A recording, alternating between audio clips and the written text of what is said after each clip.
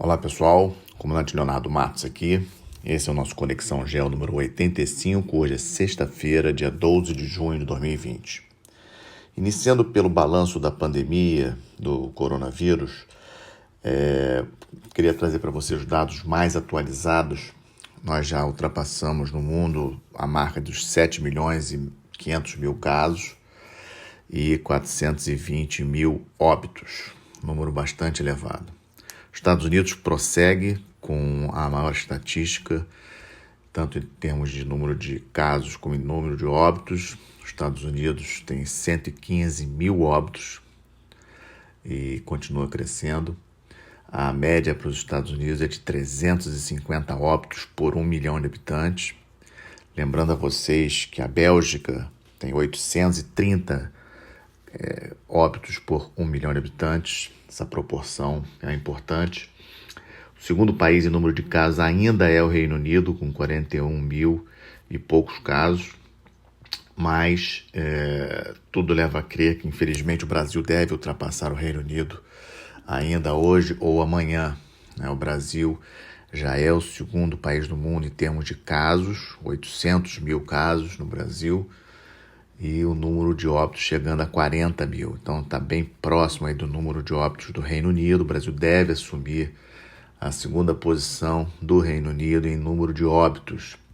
Apenas importante lembrar que, em termos relativos, o Brasil tem 190 óbitos por 1 milhão de habitantes. Então, os Estados Unidos tem 350, o Brasil tem 190 e outros países do mundo com números altos. O Reino Unido, por exemplo, tem 608 óbitos por 1 milhão de habitantes, só para termos essa noção. Um outro dado também que nós podemos comparar: o estado de São Paulo é o estado que tem o maior número de óbitos no Brasil, com 10 mil óbitos. O estado de São Paulo, em termos de tamanho, dimensões, ele é equivalente mais ou menos ao Reino Unido. O Reino Unido tem mais ou menos 41 mil óbitos, como eu falei, e São Paulo tem 10 mil óbitos, né? Mesmo tamanho de país. Em termos de população, o Reino Unido tem mais do que São Paulo. O Reino Unido em torno de 60 milhões, São Paulo em torno de 46 milhões. Mas se formos pela população, podemos comparar São Paulo com a Espanha, tem mais ou menos a mesma população. A Espanha, 27 mil mortos, e São Paulo, o estado de São Paulo, 10 mil. Isso apenas para nós termos uma noção comparativa. O México, como eu já tinha falado para vocês, me preocupa. Os números do México têm crescido bastante, continuaram crescendo essa semana. Atualmente o México em torno de 15 mil óbitos, já é o 7º país em termos de número de óbitos lá no México. E a Índia, obviamente, uma população enorme de 1,3, os casos também têm crescido muito na Índia, o número de óbitos também crescido muito. Os últimos dados, a Índia com 8.500 óbitos, relativamente ainda baixo para o número da população indiana, mas como a taxa de crescimento de óbitos está muito elevado, preocupa bastante. Isso sem falar, obviamente, com a nossa preocupação com a África, né? Mas os números da África ainda não explodiram efetivamente. De notícias boas em relação ao coronavírus, a questão das vacinas, né? Lembro que na semana passada eu comentei com vocês sobre a vacina desenvolvida pela Universidade de Oxford, da Inglaterra. Essa vacina já chegou ao Brasil, vai ser testada, parte em São Paulo, parte no Rio de Janeiro, isso é uma boa notícia. Também o Instituto Butantan, em São Paulo, está trabalhando junto com o laboratório da China para também testar uma vacina chinesa aqui no Brasil. Esse também é um dado muito positivo. E além desses dois casos que envolvem diretamente a gente, muitas outras vacinas já estão sendo testadas em seres humanos no mundo todo. Mas é muito difícil de nós afirmarmos quando efetivamente essas vacinas estarão prontas para ser distribuídas para o povo de uma maneira geral, para a população de uma maneira geral, e o tempo que isso vai gastar para imunizar efetivamente toda a população do planeta. Então, o mais importante é manter, digamos assim, aquela de quem puder ficar em casa, fique em casa, cuidados também no trato social, muita preocupação com relação à Europa. A Europa já abrindo vários comércios, escolas voltando às aulas com algumas restrições, mas observar o que está acontecendo na Europa, o que vai acontecer na Europa vai ser muito importante, e há realmente uma grande preocupação com a possibilidade aí de novas crises de contaminação, não apenas na Europa, mas em outros lugares, Estados Unidos, por exemplo, que alguns estados americanos também começaram a abrir. Há uma grande preocupação com relação a essa abertura em vários países do mundo. Em termos de impacto na economia mundial, ainda não é possível nós prevermos, né, o tamanho desse impacto, mas ontem, por exemplo, a Bolsa dos Estados Unidos já sofreu um baque, ela que estava num caminho aí de retomada em relação às fortes perdas aí de março e abril. A Bolsa Americana chegou aí números aí de 18 mil pontos no final de março, e depois de ter chegado a 27 mil pontos em fevereiro, e agora ela teve uma queda, está em torno de 25 mil pontos, ela estava subindo forte, mas ela teve uma queda. E outro dado da economia também relevante é que saiu os números da queda no Reino Unido, 20% do PIB do Reino Unido negativo no mês de abril. Há uma expectativa de que o Reino Unido, esse ano, saiu nos números novos ontem, 11,5% negativo o PIB do Reino Unido em 2020. É um número bastante elevado que preocupa a todos.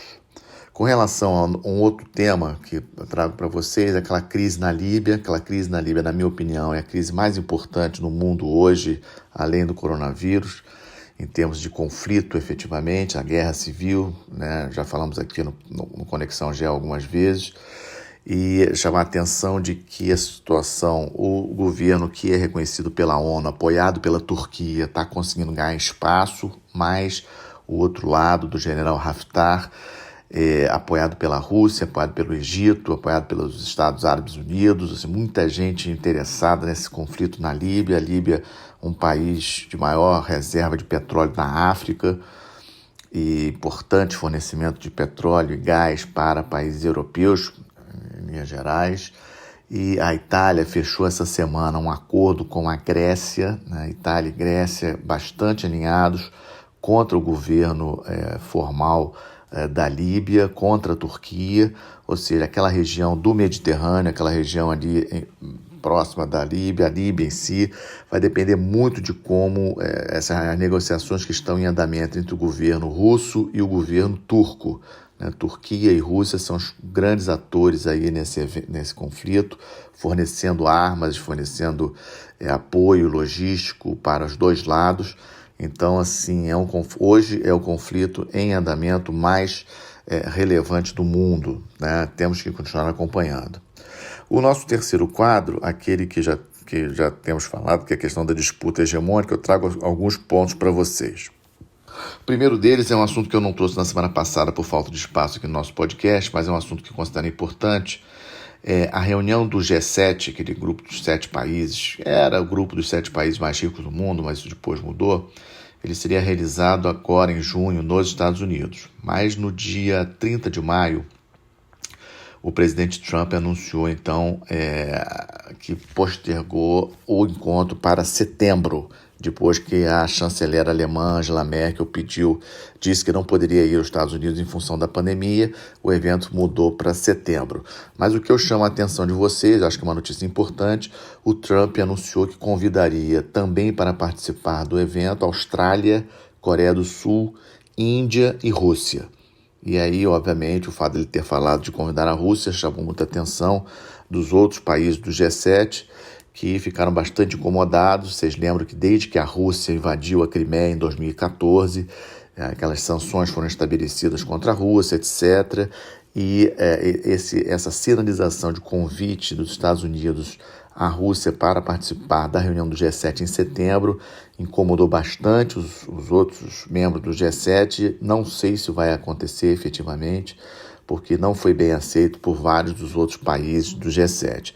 E logo depois desse evento, o presidente Bolsonaro telefonou para o presidente Trump para falar de vários assuntos e anunciou que o Brasil também seria convidado para participar dessa reunião do G7 em setembro. O que eu acho que, olhando pela perspectiva macro, positivo para o Brasil, né? Um reconhecimento do poder relativo que o Brasil tem, o status que o Brasil tem no sistema internacional. Tomara que isso ocorra, Vamos aguardar mais um pouco para ver se efetivamente seremos convidados, mas nota-se claramente uma intenção do Trump de isolar a China, né, uma grande potência econômica, sabe? A grande discussão, essa disputa entre China e Estados Unidos, a grande disputa do século XXI entre Estados Unidos e China. Então, esse encontro do G7 nos Estados Unidos para setembro está com aquela carinha de isolar a China, né? Essa é a grande intenção do Trump. A situação, de uma maneira geral, em Hong Kong ainda continua tensa, tem que ser acompanhada. Destaco os protestos na semana passada e essa semana, não tão violentos, isso é importante registrar, mas observar Hong Kong me parece fundamental agora, ou seja, como que vai acontecer em relação aos protestos, como que o governo chinês vai reagir para novos protestos violentos, se vai prender, se vai entrar com o exército, coisas desse tipo. E um dado novo também, ontem Taiwan fez os lançamentos de mísseis a princípio, né, com êxito. Não foram dados muitas informações sobre o tipo de míssil, etc., o resultado, mas a imprensa especializada afirma que é um míssil antimíssil, ou seja, um míssil para proteger Taiwan contra um possível ataque da China, né? Esses testes, o governo de Taiwan informou que os testes prosseguirão ao longo do final de semana até domingo. Então é um evento importante para a gente acompanhar. No nosso último quadro, no Estamos de Olho, dos eventos mais importantes, acompanhando a questão da Venezuela. Obviamente aqui no nosso entorno estratégico falo sempre isso, que a Venezuela é o caso que mais preocupa, em função da pobreza, em função da falta de controle em vários setores dentro do país. Nós temos fronteira física com a Venezuela, então a questão dos refugiados sempre preocupa. Lembrando que mais de 4 milhões de venezuelanos já deixaram o país desde 2013 e, obviamente, agora com a questão da pandemia, os números na Venezuela não são números confiáveis, então o impacto da pandemia na Venezuela preocupa bastante. Vocês lembram que nos últimos podcasts eu também ter comentado sobre a questão da falta de combustível no país, né, em função aí das refinarias da Venezuela estarem em estado aí de grande sucateamento, então eles dependem da importação de combustível e os Estados Unidos aí tentando por sanções junto às empresas de navegação dificultar a chegada de navios levando combustível à Venezuela. Então a Venezuela continua um tema que temos que estar de olho. Um outro tema que estamos de olho, que falamos com destaque na semana passada, a questão dos protestos nos Estados Unidos. Nessa semana eu trago dois eventos que considero bastante significativos. O primeiro deles aconteceu na segunda-feira, quando manifestantes invadiram uma delegacia de polícia em Seattle, no estado de Washington, lá no noroeste americano, lá em cima, e a prefeita, para não ter nenhum desastre em termos assim de perdas humanas e de violência, determinou que os policiais deixassem a polícia. E aí os manifestantes fizeram um cerco num bloco mais ou menos de 6 ou 7 quarteirões lá em Seattle, e esse bloco agora está sendo chamado de Capitol Hill Autonomous Zone, né? Uma zona autônoma, não pode entrar polícia ali.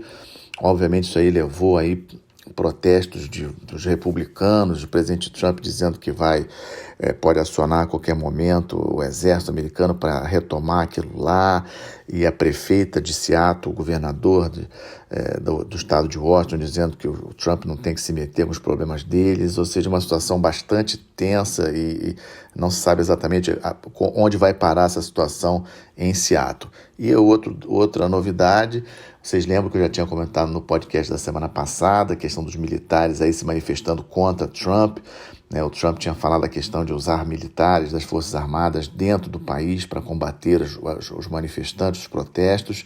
E ontem, o chefe do Estado-Maior das Forças Armadas, o general Mark Milley, que é o oficial da ativa, né, na ativa das Forças Armadas de mais alta patente, como chefe do Estado-Maior das Forças Armadas, e ele fez uma declaração em vídeo, né, transmitiu essa declaração em vídeo numa cerimônia de formatura de um curso, dizendo estar arrependido de ter participado daquela marcha que o Trump fez no dia 1º de junho para uma capela próxima da Casa Branca, e a polícia teve que jogar gás lacrimogêneo nos manifestantes para abrir caminho para a comitiva do Trump, e o general Milley, estava junto do Trump. E ele fez ontem uma declaração dizendo que não deveria ter acompanhado o presidente para não associar a imagem dos militares a assuntos políticos internos, ou seja, foi muito ruim para a imagem do Trump.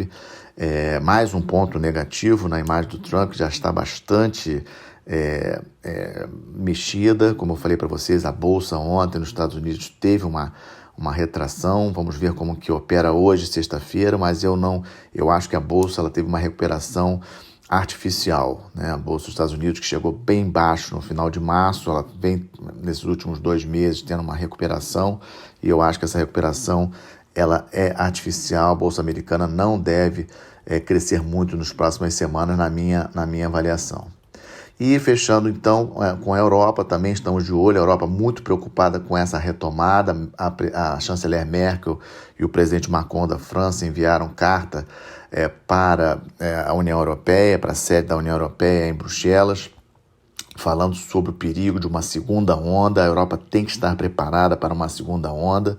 Então, ocorrerá uma reunião dos chefes de Estado da União Europeia na próxima sexta-feira, dia 19, por videoconferência, e essa reunião vai tratar de vários assuntos, inclusive esse de preparar para uma possível segunda onda.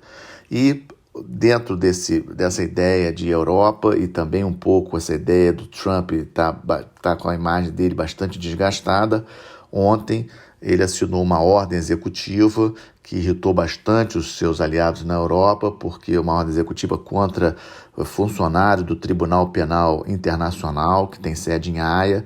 O TPI foi criado em 2002 para julgar casos de crimes de guerra, né, de indivíduos, né, crimes de guerra principalmente.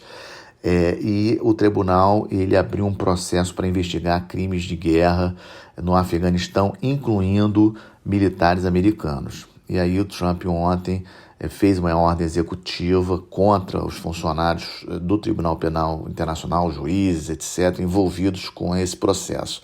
Lembrando que os Estados Unidos não ratificaram, eles não reconhecem o Tribunal Penal Internacional, e essa medida do Trump ontem, digamos assim, para atingir diretamente os funcionários do Tribunal Penal, gerou uma onda aí de protesto de vários ministros e de relações exteriores, e lá da Europa principalmente, da União Europeia, contra essa atitude dos Estados Unidos, piorando, mantendo essa instabilidade nas relações que os Estados Unidos atualmente têm com seus parceiros na Europa. Então esse foi o nosso Conexão número 85. Eu desejo a todos aí um bom final de semana, uma boa semana. Aqueles que puderem permaneçam em isolamento social. Estamos ainda precisando disso aqui no Brasil. Mas vamos ser otimistas. As notícias aí das vacinas são sem sombra de dúvida, as notícias são positivas nesse aspecto. E vamos aguardar aí os próximos acontecimentos. Obrigado.